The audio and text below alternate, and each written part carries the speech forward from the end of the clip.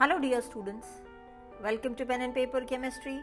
We are continuing with the topic of amines and this is video number 3 and we continue with the structure of amines.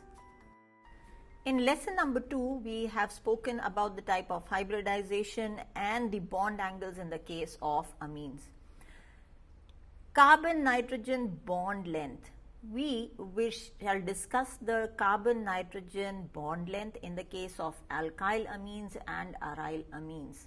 This is something similar to what you have studied under alkyl halides and aryl halides. In the case of alkyl amines or even in the case of aryl amines, we should remember that the nitrogen has a lone pair of electrons. I have explained the lone pair of electrons in part 2 of this video. In the case of alkyl amines, if all the bonds adjacent to the carbon containing the NH2 group are single bonds, no conjugation is possible. Our carbon here is sp3 hybridized, the lone pair of electrons remains localized to the nitrogen of the NH2 group. On the other hand, in the case of aryl amines, the carbon to which the NH2 group is attached is sp2 hybridized. Why is it sp2 hybridized? Because it has to form a double bond. If you are unsure about any of these terms, sp2 hybridized, sp3 hybridized, there is a separate set of videos explaining hybridization on the channel. Please take advantage of those videos to clear your concepts. Now, because there are alternate double and single bonds, it is possible for the lone pair of electrons on the nitrogen to undergo conjugation with the benzene ring. With the result, our double bonds will keep on moving and we will have canonical structures. Now, when we draw canonical structures for aryl amine, this is how it's going to be, because our our lone pair of electrons from nitrogen has moved on to the carbon-nitrogen bond. So, let me depict it more clearly for you. So, this is my original NH2, C6H5NH2.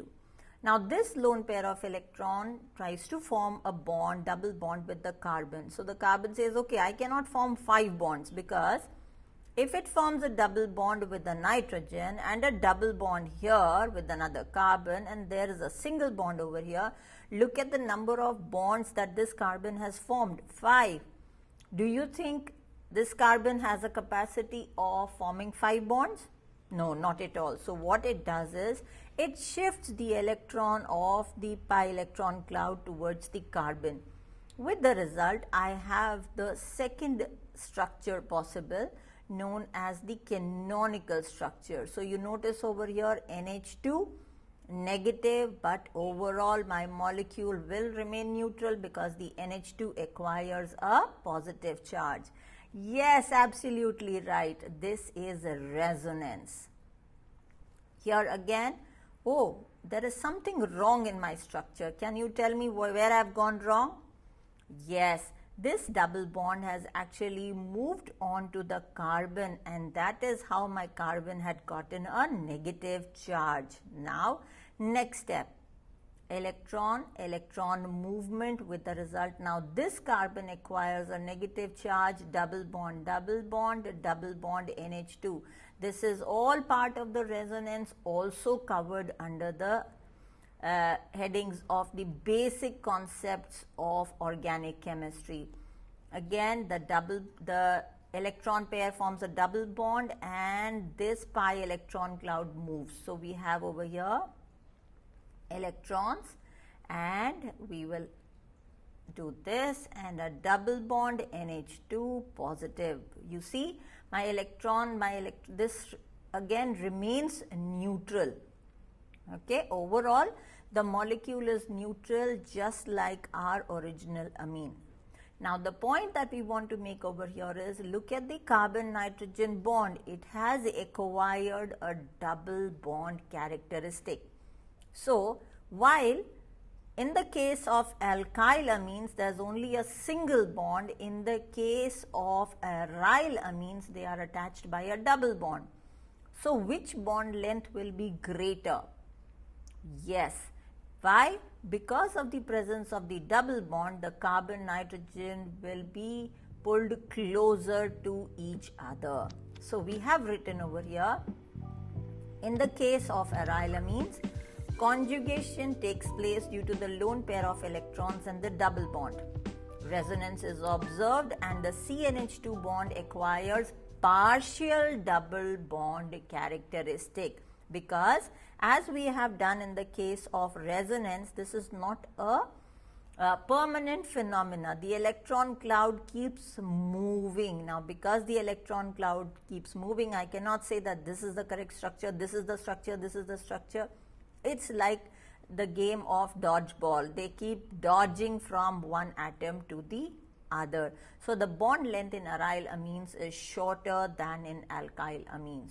So I hope you have made notes of this. I will keep it for you on the screen so that you can make a note of this. Please don't forget to draw the canonical structures yourself. It is very, very important to use the pen and paper in your hand to draw these structures and to be able to relate to the topic more clearly. In the next video, we shall be talking about nomenclature of amines, so don't go away, stay connected.